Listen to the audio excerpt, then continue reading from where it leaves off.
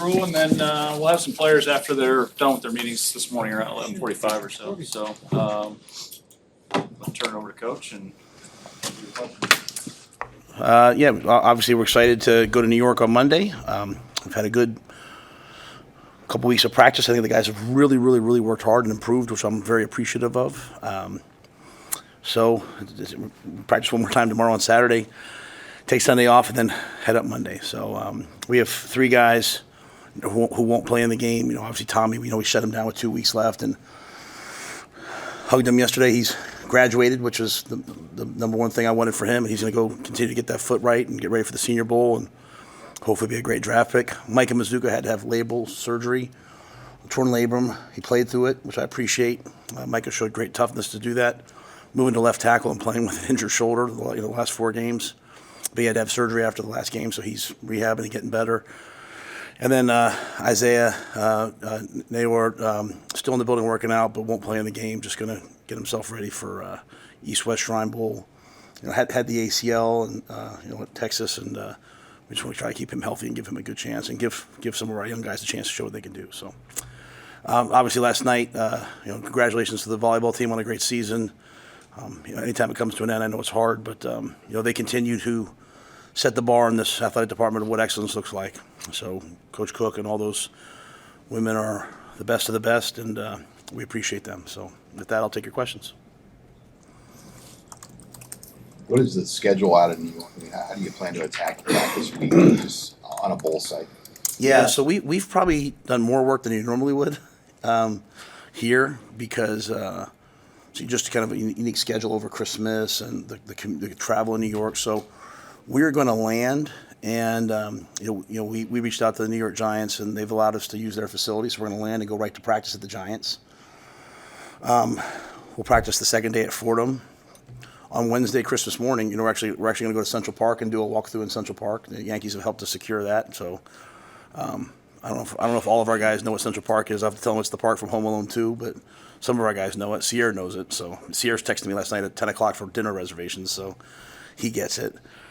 Thursday we'll practice at Fordham, and then Friday we'll walk through Yankee Stadium. So we're going there to win the game. We're not going there for an experience. We're going there to win the game. We'll have experiences along the way, so we'll practice. But Christmas Day is the one day will be a little different walkthrough. What made Addison Williams the right fit at that secondary coach spot? Had a ton. We had a ton of recommendations on him, but we interviewed him twice. We interviewed a couple guys, and they were all really good. Interviewed really well. He's been a coordinator, been a really successful secondary coach. In a unique twist, okay? The first time we interviewed him, I'm in my office, and John Butler's interviewing him over Zoom. One of the great things that's happened over the last couple of years. And Coach, Jamar Mosey came in to talk to me about something else. And the interview's going on. I'm not actually, participating. I'm just listening. And Coach is talking to me, and he turns around and looks, and he sees Addison. He's like, you interviewing him? I said, yeah. Well, he had been with him at UCF. He's like, Coach, that is a great football coach. That is a great recruiter. And that's a guy who gets his guys to play. So, I trust. From the very first day that I met Coach Mosey, I went to recruit at his high school. There was an immediate connection, and we see things the same way. So that meant a lot to me, too.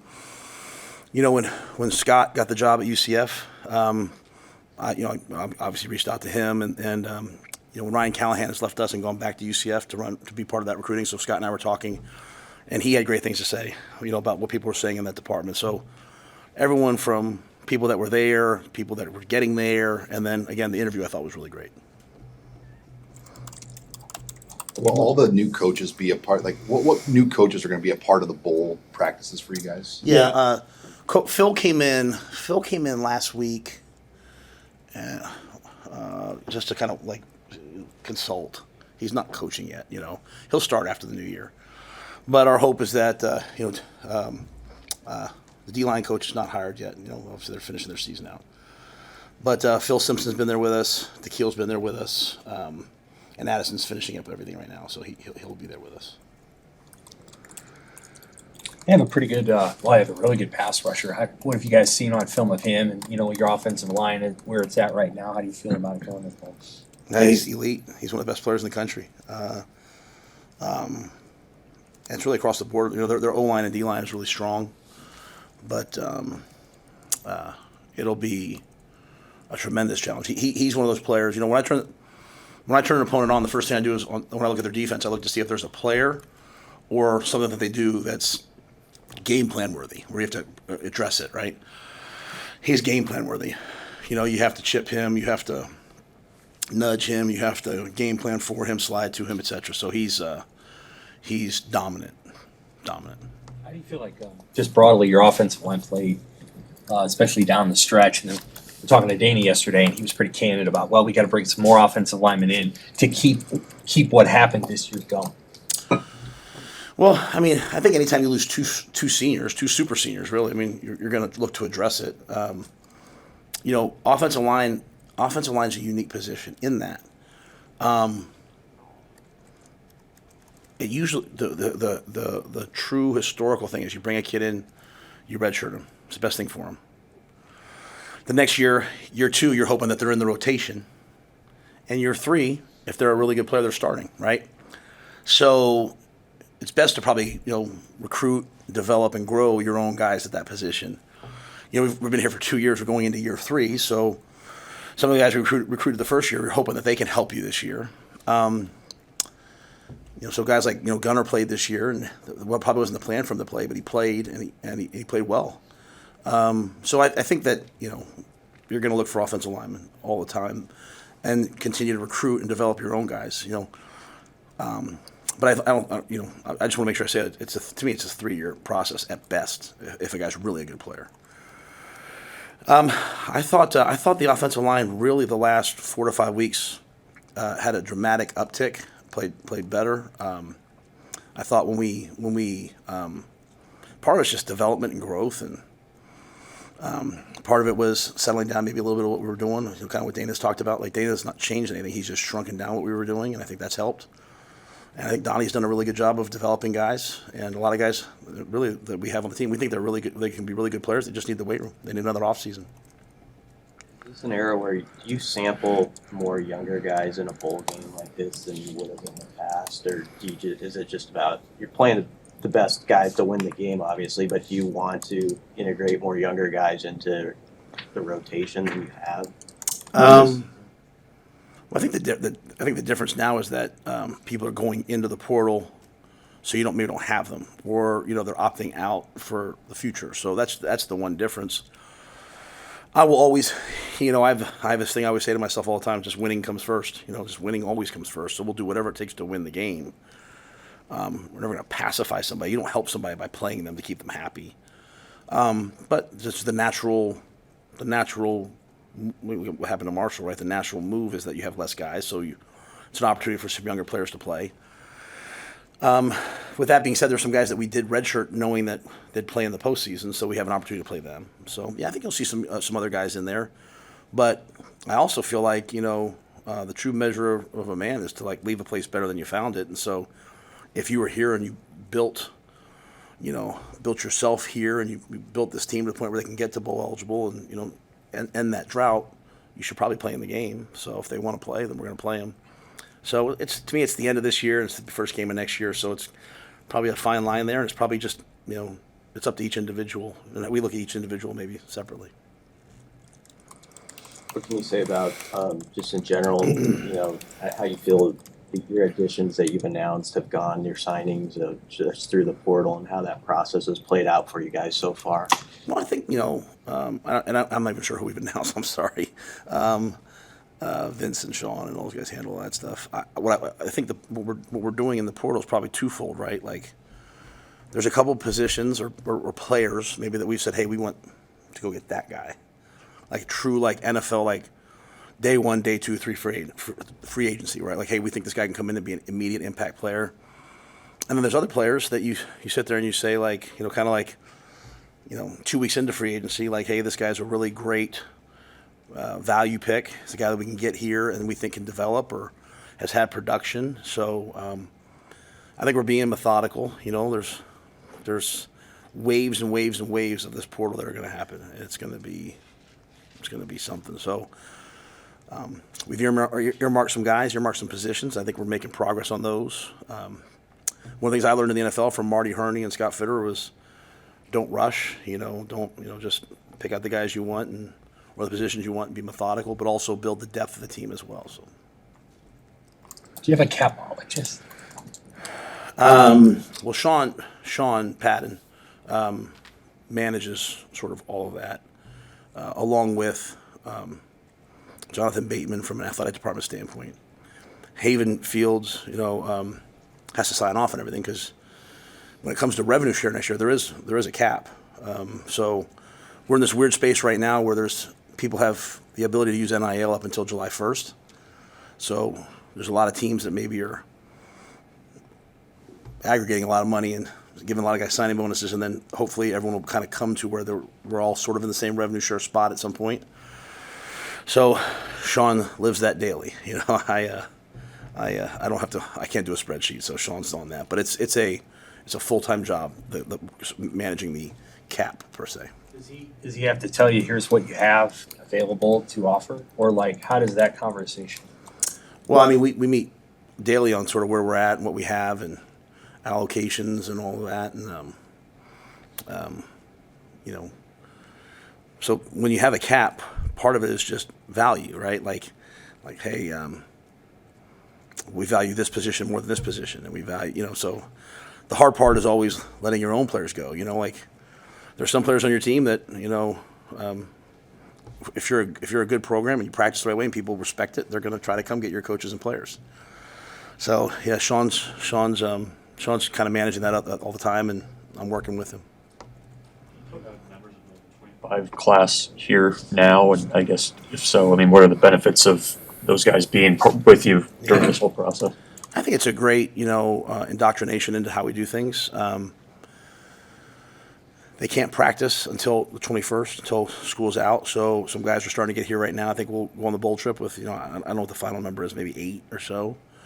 And I think it'll be great for them just to kind of see the way we do things. Some of them will get a chance to practice. We'll get a chance to start to work with them. And when they show up in January, I think it'll be way better for them. So first time I've ever had that rule, and Susan's worked really hard on it. I think it's been really good.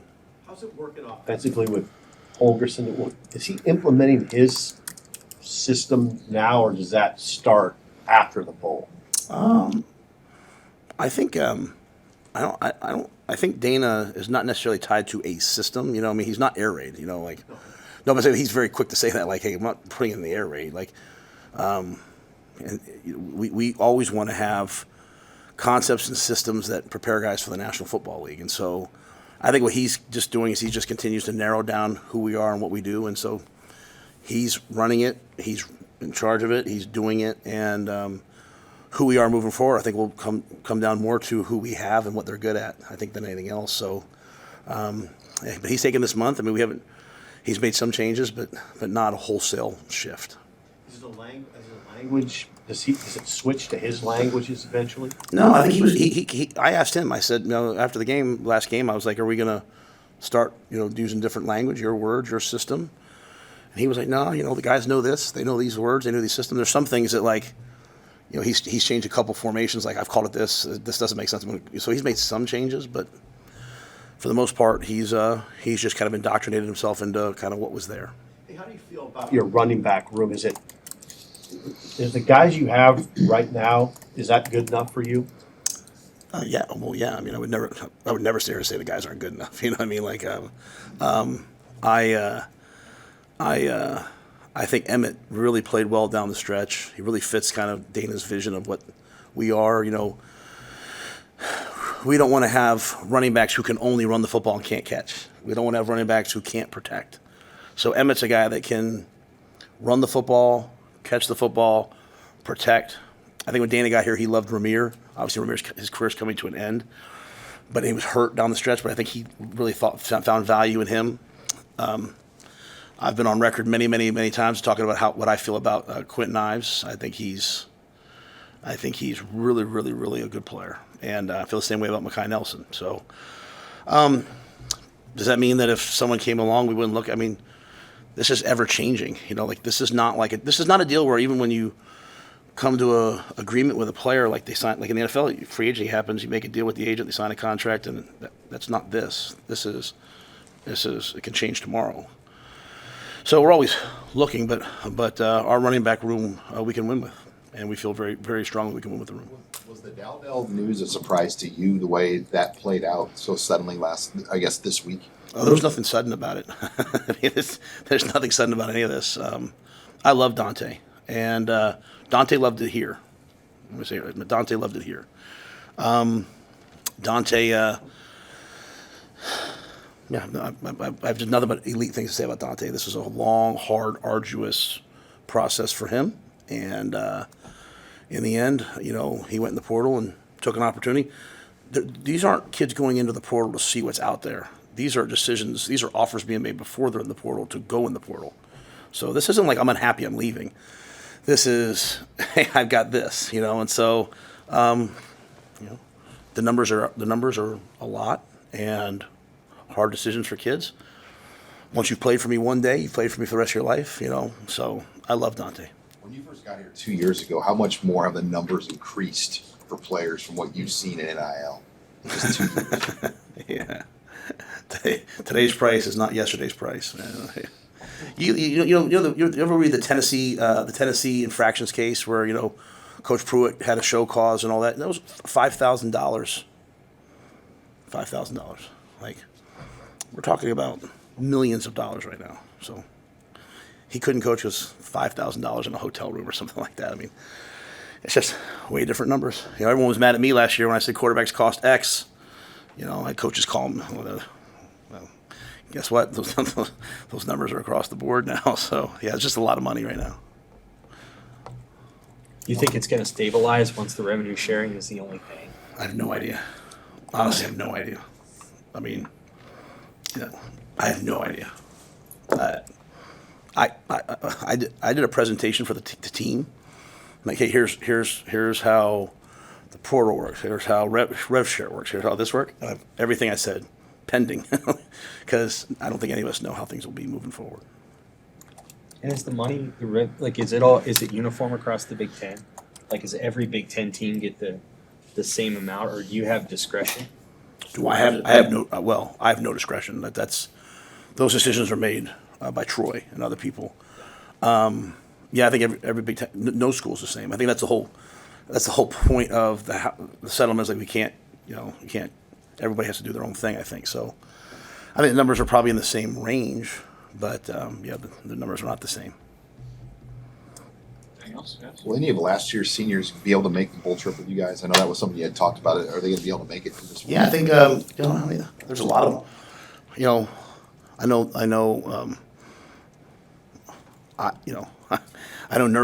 I know because it went on my credit card. I know Nuri's flying in from Germany, so thanks, Nuri. So the flights from Omaha are the same price as from Germany, though. So, but yeah, no, they're all coming. Well, not all, but a lot of I think a large group's coming, and they should. They mean a lot. I don't say they meant a lot. They mean a lot to me, and so it's the least we can do. So Julie and I. Sometimes it's hard to show people how you feel about them, so this is a way we can show them how we feel about them. So, excited for them to be there. Excited to watch your alma mater I'm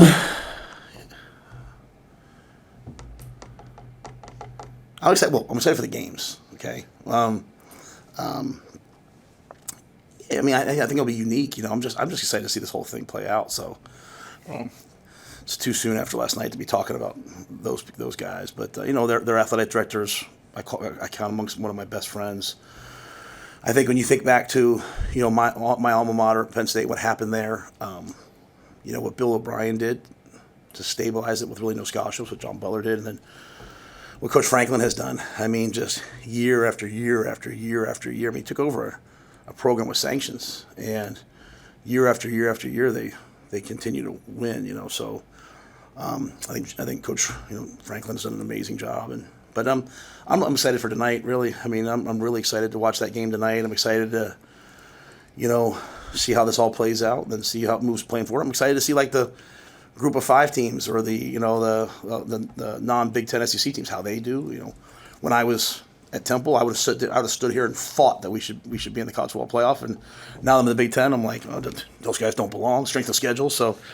it's nice to just have it all stop being all pundits talking and just let's play it out and see what happens. So weather and all that. So yeah, I think it'd be really cool. Thanks, guys.